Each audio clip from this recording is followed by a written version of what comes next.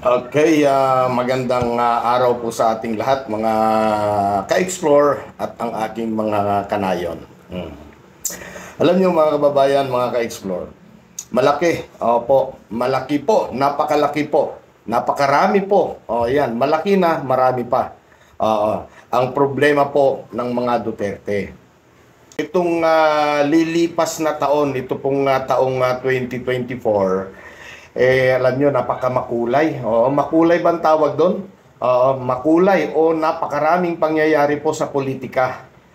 Teka, tama ba yung sabihin nating makulay o magulo? Siguro, mas maganda po yung medyo konti. Magulo siguro, ano. Samantalang abala po ang ating Pangulo sa pagbibigay o pagsasagawa ng mga programa para sa ikauunlad ng bansa. Siya naman pong walang katigil-tigil ang mga anti-Marcos sa kanilang mga plano. Plano po. Plano naman para ibagsak ang gobyerno. Yan. Para ano? Sila na po ang maupo. Ganyan lang naman po yan eh. Kaya nga gusto nilang bumagsak ang gobyerno dahil sila ang gustong umupo.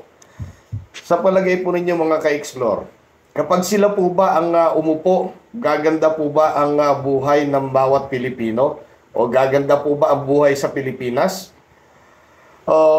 Kaya bababa. Bababa po ba ang presyo ng mga bilihin at lalong-lalo na po yung bigas na laging ginagawa po nilang issue? At totoo kayang mawawala na po itong droga or illegal drugs? Kasi po, si dating Pangulong Duterte, alam po ninyo, pinangako po niya yan noon. Yan nga po ang isa sa mga nagpanalo sa kanya eh. Bigyan lang daw po siya ng 3 buwan, ubos na yan, wala na yan. Ayun, bigo. Humirit pa po ng isang extension, another 3 months. Nawala ba? Natapos na nga lang po ang 6 na taon ni dating Pangulong Duterte, wala pong nangyari, hindi po nawala or hindi po totally na nawala ang droga. Lalo pa nga yatang lumala eh. Lalo pang lumabas ang mga problema pagdating po sa droga. Yan po ang katotohanan. Kung dati, madugo po ang kampanya kontra droga, ano po, itong illegal drugs, kung tawagin natin, ngayon nakikita naman natin, naging very effective. Epektibo po ang ginagawang pamamaraan or ikangay yung ginagawa nila na papaano masakote itong mga kontrabandong yan. Maayos at nasa tama po ang mga operasyon. Nabubulol ako, pasensya na po kayo. Balik po tayo sa mga Duterte. Ang ginagawa ngayon ng mga Duterte ay hindi po nakakatulong sa pag-udlad ng bansa. Ano po? Yan po ang dapat po ninyong intindihin. Itong ginagawa nila na halos 3 taon na po yan. Ang gusto nila ay mapabagsak ang administrasyong Marcos o kaya pababain sa pwesto itong ating Pangulong PBBM. Sa mga nakapansin, ito pong buong 2024, alam po ninyo halos yan po ang mga laman ng mga balita natin. Opo, rally ng mga maisog, yan, rally po ng KOJC, meron pang EDSA 3, yung EDSA 3 people power daw nila. Lantaran po ang ginagawa nila kay PBBM na talagang walang humpay po na paninira. Kasama na rin po yung First Lady natin, si Lisa, at saka si Speaker Romualdez. Pero nakita naman po ng taong bayan, wala naman pong malaking impact or epekto. Basta ang administrasyon, patuloy naman po sa paglilingkod at pagbibigay po ng tulong sa mga Pilipinong lubhang nangangailangan. Sinasabi nga ng mga Duterte na wala daw silang nilalabag na batas. Naniniwala naman po kayo doon. Ano po itong mga katiwalian na kinakasangkutan nitong mga ito ngayon? Ito po bang mga iniimbestigahan ngayon sa iba't ibang committee ng Kamara na maaaring magresulta pa nga po ito ng pagsasampa ng kaso sa kanila. Ang totoo niyan, may rekomendasyon na po ang Kamara para sampahan ng kaso itong mga hinihinalang mga sangkot sa iba't ibang katiwalian. Yan ang isa sa mga haharaping problema ng mga Duterte. Pero maliban pa po doon, yung maaari pong paglabas ng warrant of arrest naman po ng ICC laban kay Duterte. Ang totoong pinakamalaking problema po nila talaga, maliban po dyan sa mga yan, ano po, si Pangulong Bongbong Marcos. Yan po ang number one po nilang problema. Dahil alam po ninyo mga kanayon, mga ka-explore, kung sakaling mapaalis at mapabagsak nila ang administrasyon at sila po, o si Sara, si VP Sara ang pumalit na uupong bilang presidente, alam po ninyo siguradong washed out lahat po ng mga problema nila. Di ba? Kaya nga, todo-todo ang ginagawa nilang paninira. Oo. At panghihikayat sa mga tao na sumama sa kanila para lang sa kanilang pansariling kapakanan.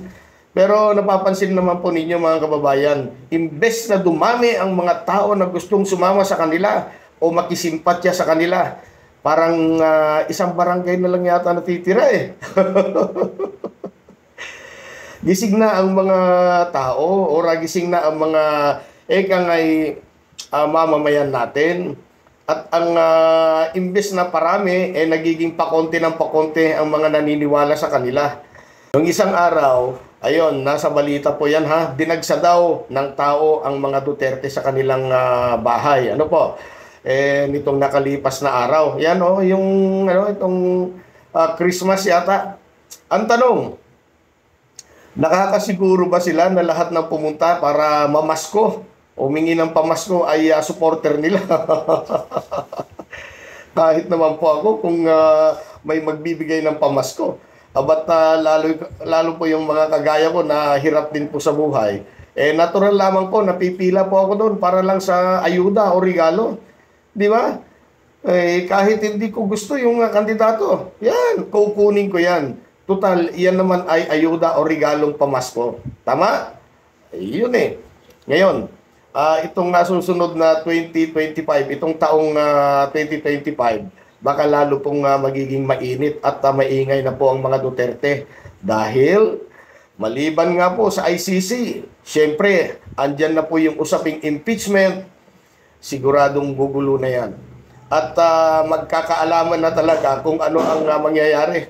Ganon din, yung mga sandamakmak na kaso na maaaring isampa po ng DOJ sa mga personalidad na pinangalanan sa pangunguna po ni dating Pangulong Duterte. Kaya mga kanayon at mga ka-explore, kung mapapansin po ninyo, talagang raw taklak po itong mga Duterte ngayon. Double time. Yan.